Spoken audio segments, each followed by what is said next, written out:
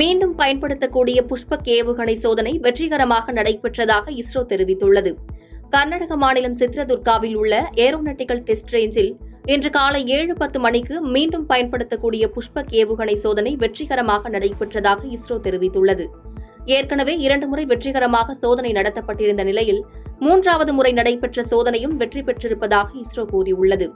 இந்திய விமானப்படையின் Chinook helicopter மூலம் 4.5 கிலோமீட்டர் உயரத்தில் இருந்து புஷ்பக் ஏவுகணை விடுவிக்கப்பட்ட நிலையில் நிர்ணயிக்கப்பட்ட ஓடுதளத்தில் பாதுகாப்பாக தரையிறங்கியுள்ளது.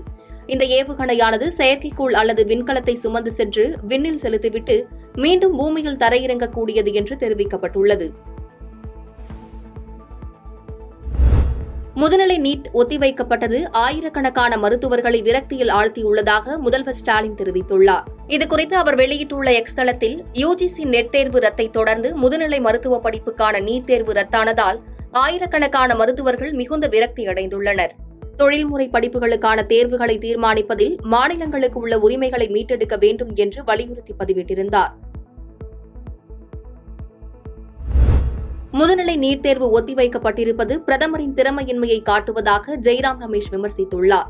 முதுநிலை மருத்துவ படிப்புக்கான நீட் தேர்வு இன்று நடைபெறுவதாக அறிவிக்கப்பட்டிருந்தது.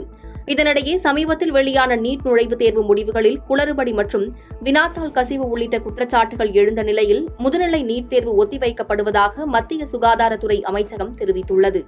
இந்நிலையில் முதுநிலை நீட் தேர்வு ஒத்திவைக்கப்பட்டிருப்பது பிரதமரின் திறமையின்மையை காட்டுவதாக காங்கிரஸ் பொதுச் செயலாளர் ஜெய்ராம் ரமேஷ் விமர்சித்துள்ளார்.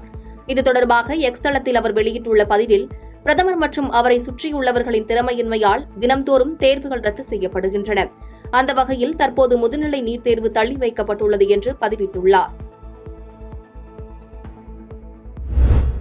நெடுந்தீவு அருகே எல்லை தாண்டி மீன்பிடித்ததாக 18 தமிழக மீனவர்களை இலங்கை கடற்படை சிறைப்பிடித்துள்ளது. ராமநாதபுரம் மற்றும் புதுக்கோட்டை மாவட்டத்தைச் சேர்ந்த மீனவர்கள் நேற்று மீன்பிடித்துவிட்டு அதிகாலை கரைக்கு திரும்பிக் கொண்டிருந்தனர்.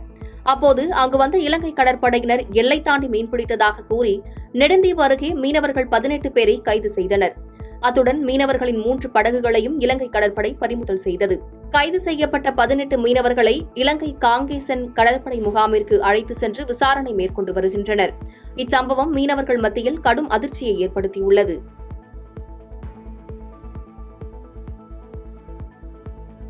பாதகம் செய்பவரை கண்டால் நாம் பயங்கொள்ளலாகாது பாப்பா, மோதி மிதித்து விடு பாப்பா, அவர் முகத்தில் உமிழ்ந்து விடு பாப்பா.